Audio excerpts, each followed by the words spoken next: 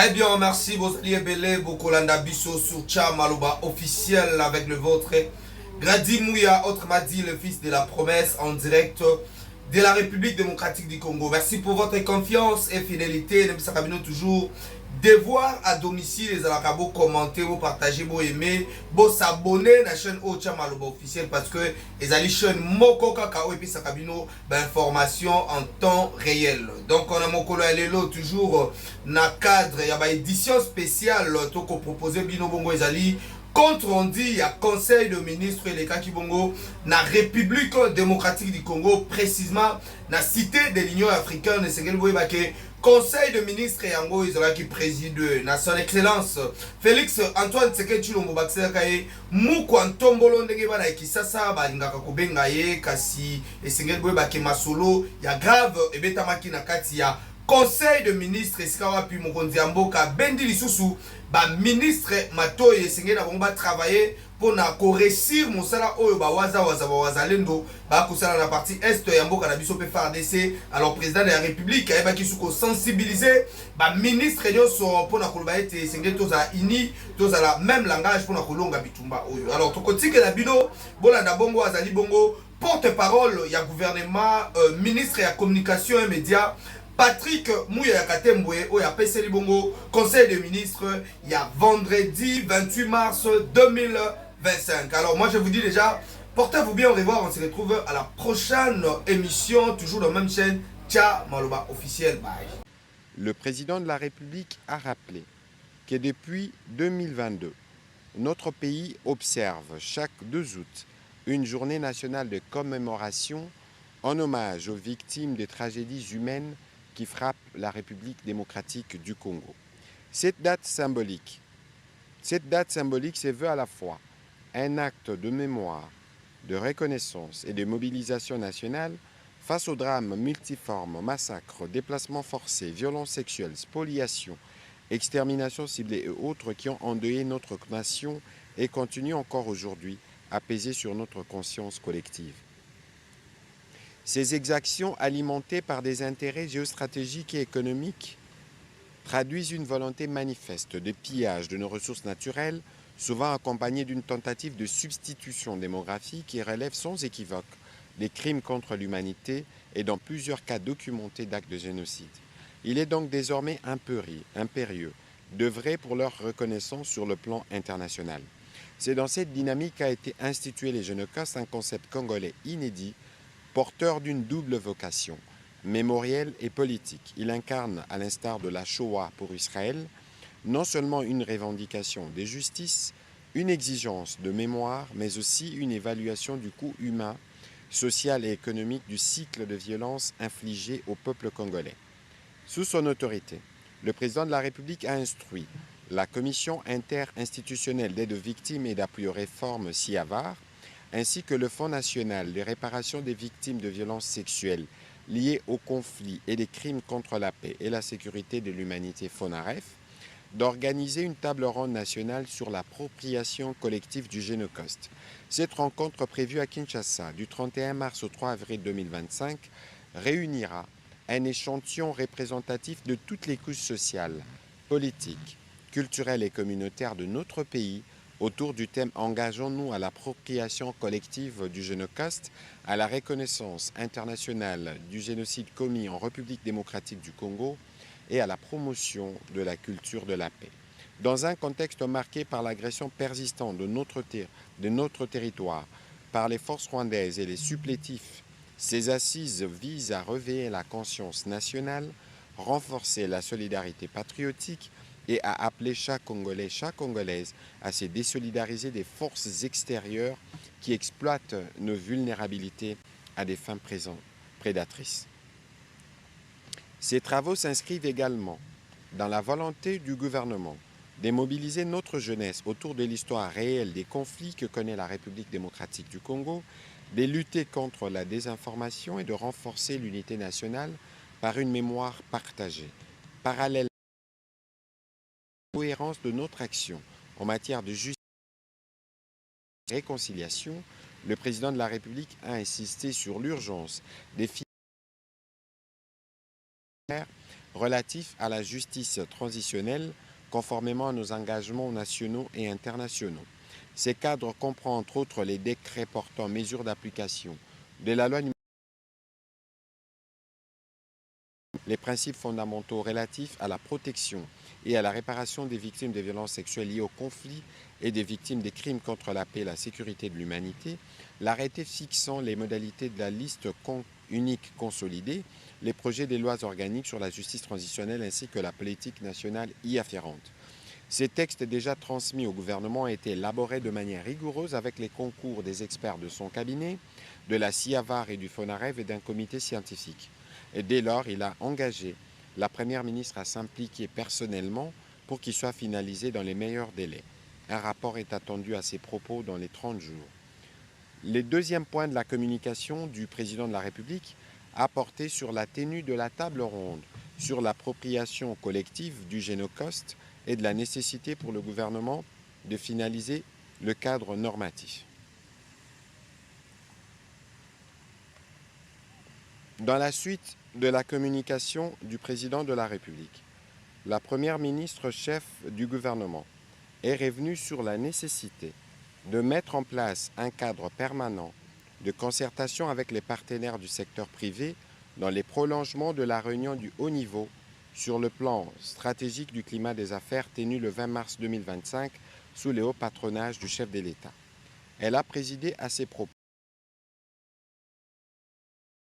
du gouvernement élargi aux partenaires sociaux, dont notamment la Fédération des entreprises du Congo, la Confédération de petites et moyennes entreprises du Congo Copemeco, l'Association nationale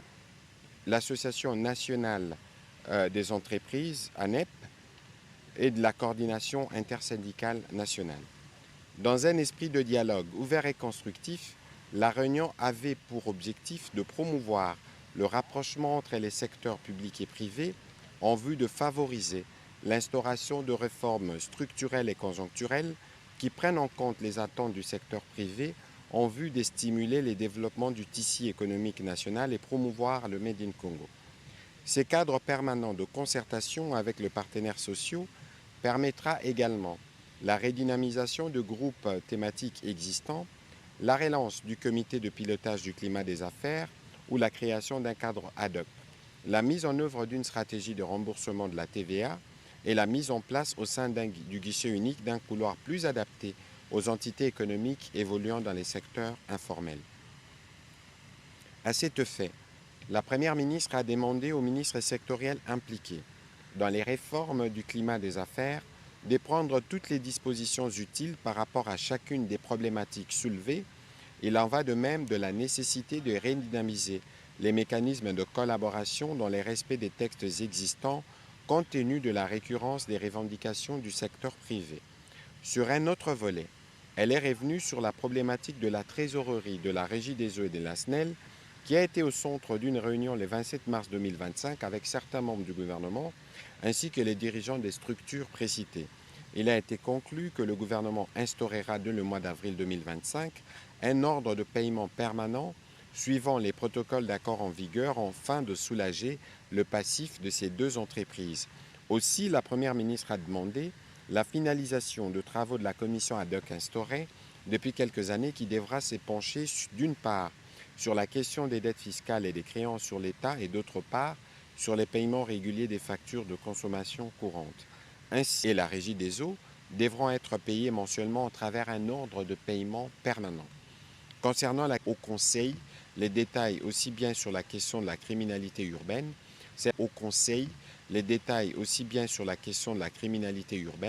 celle des catastrophes et sinistres ainsi que celles liées à nos frontières. Il a été complété sur ces chapitres par le vice-premier ministre, ministre de la Défense nationale, qui a indiqué entre autres, contraire démocratique du Congo, avant de présenter cette situation, le ministre de la Santé, Hygiène et Prévoyance sociale s'est apaisanti sur la situation sanitaire des provinces qui sont sous occupation rwandaise. Au Nord Kivu, du 16 au 24 mars, il a été enregistré 38 nouvelles admissions des blessés et 10 décès à l'hôpital des références de Walikale, portant les cumuls de blessés à 5 751 et 1599 décès intra-hospitaliers. Au cours de cette même période, 11 établissements de soins ont été pillés et vandalisés par la coalition criminelle. Au Sud Kivu, un afflux des blessés a été signalé à Katana, dont le nombre n'est pas encore déterminé, en attendant les cumuls des blessés est à 1150 et celui des décès intra-hospitaliers à 29. La difficulté d'obtenir les informations est justifiée par les menaces des occupants au personnel soignant. Revenant sur la situation épidémiologique, le ministre de la Santé publique a indiqué que par rapport à la semaine précédente, la tendance à la 11e semaine est marquée par une augmentation des cas suspects de Mpox. Sur les registres des maladies fébriles avec suspicion d'une intoxication d'origine non encore déterminée n'a été enregistré du 22 mars 2025 à ce jour. Au sujet de la situation du choléra, les cumuls des cas suspects depuis les débuts jusqu'à la 11e semaine est de 12 600 cas, dont 252 décès. Le Nord Kivu reste la province la plus touchée au cours de cette semaine et représente 27,7% des cas dans tous les pays, soit 271. Pour toutes ces épidémies, les dispositifs des ripostes sont bien opérationnels. Par ailleurs, le Conseil a été informé de la signature en date du 15 mars 2025 de l'arrêté fixant l'organisation et les fonctionnements d'une province sanitaire en République démocratique du Congo. Cette mesure d'application de la loi fixant les principes fondamentaux relatifs à l'organisation de la santé publique vise à rapprocher les services de santé de la population ou des utilisateurs dans le cadre de l'implémentation de la couverture santé universelle. Contrôle et recensement biométrique des agents des services émargeant au budget annexe. Le vice-premier ministre, ministre de la fonction publique, a présenté au Conseil une note d'information relative au contrôle et au recensement biométrique des agents des services émargeant au budget annexe dans l'objectif de contribuer à la maîtrise des effectifs. La première phase se déroulera tout au long du deuxième trimestre 2025, soit d'avril à juin, assorti d'un calendrier détaillé. Les responsables comme émargeant au budget annexe seront conviés à se présenter devant les services attitrés du ministère de la fonction publique en collaboration avec les actes juridiques créant et organisant chaque structure visée, les listes déclaratives des agents qui y sont en activité.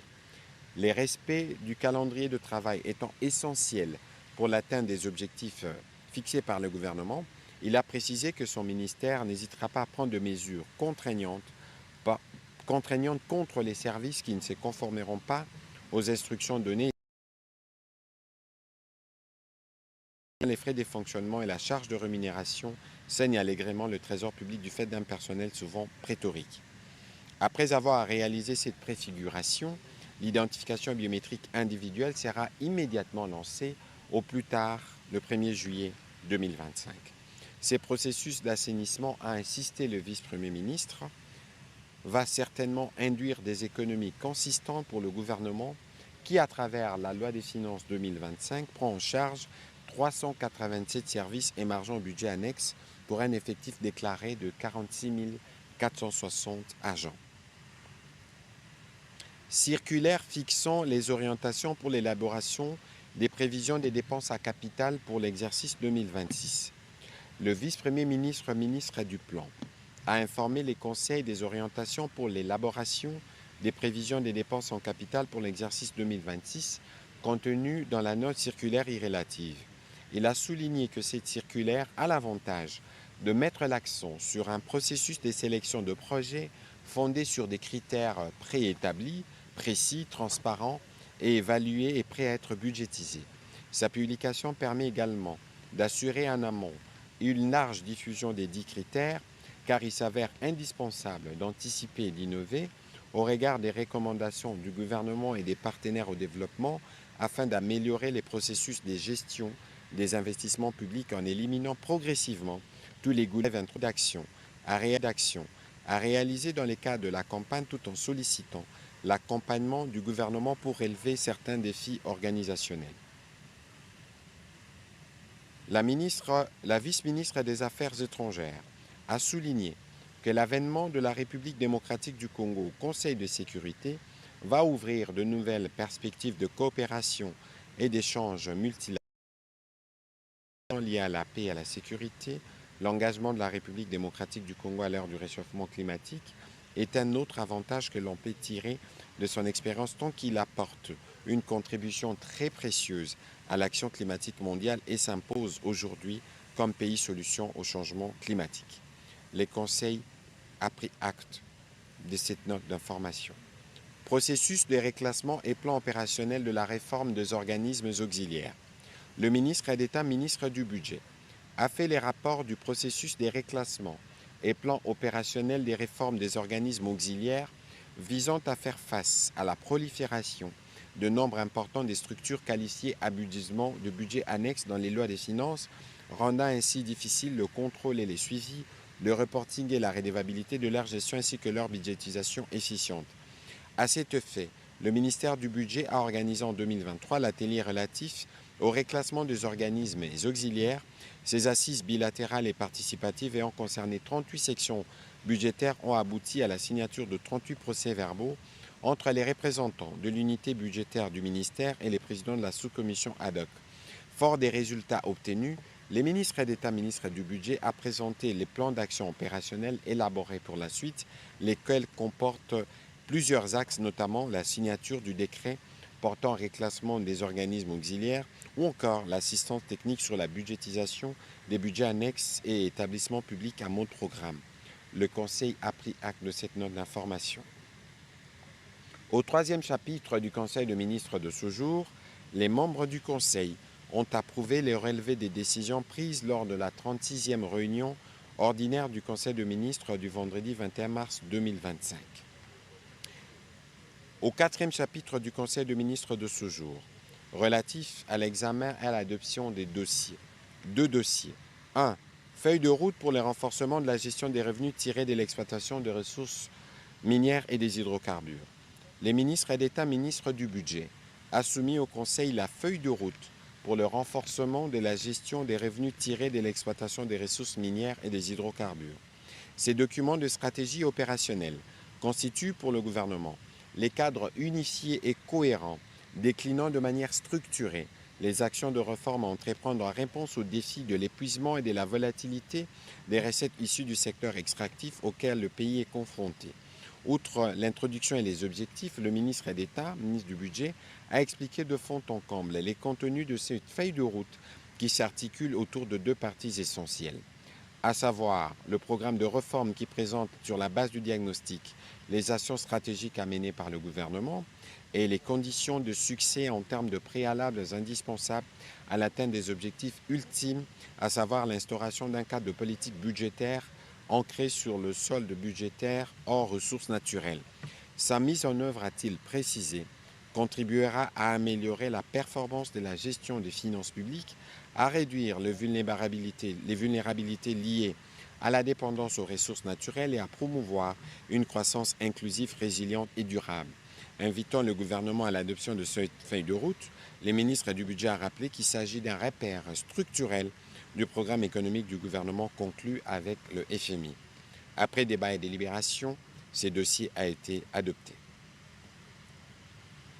Les deuxièmes dossiers portaient sur l'état des lieux des actions politiques et diplomatiques au sein de l'Organisation internationale de la francophonie. La ministre déléguée près le ministre des Affaires étrangères en charge de la coopération internationale et francophonie a pour sa part soumis l'état de lieu des actions diplomatiques et politiques de la République démocratique du Congo au sein de l'Organisation internationale de la francophonie en vue de son adoption par le Conseil. En liminaire, elle a signalé qu'en octobre 2024, au cours de la 19e session du sommet de la francophonie, notre pays a obtenu une victoire diplomatique à travers la résolution sur les situations de crise, sortie de crise et consolidation de la paix dans l'espace francophone, adoptée à l'unanimité par les chefs d'État et des gouvernements, à l'exception du Rwanda, lui exprimant la ferme volonté des 88 États et gouvernements à respecter la souveraineté et l'intégrité territoriale de la République démocratique du Congo, exigeant sans délai le retrait des forces armées rwandaises du territoire de la République démocratique du Congo. Condamné avec fermeté tout soutien aux supplétifs et la violation de l'intégrité territoriale de la RDC, dénoncer les viols des femmes et filles comme armes de guerre et condamner les pillages et l'exploitation illicite de ressources naturelles vers le pays voisin. Pour poursuivre ces efforts, la ministre déléguée en charge de la coopération internationale et francophonie a proposé le refus de la RDC de participer à la 46e session de la conférence ministérielle de la francophonie prévue à Kigali au Rwanda, les reports de la mission d'information de la francophonie au mois d'avril 2025, l'urgence et l'opportunité de solliciter la mise en place d'un comité ad hoc au sein de l'OIF en faveur de la situation humanitaire en République démocratique du Congo. Après débat et délibération, le Conseil a adopté ces dossiers.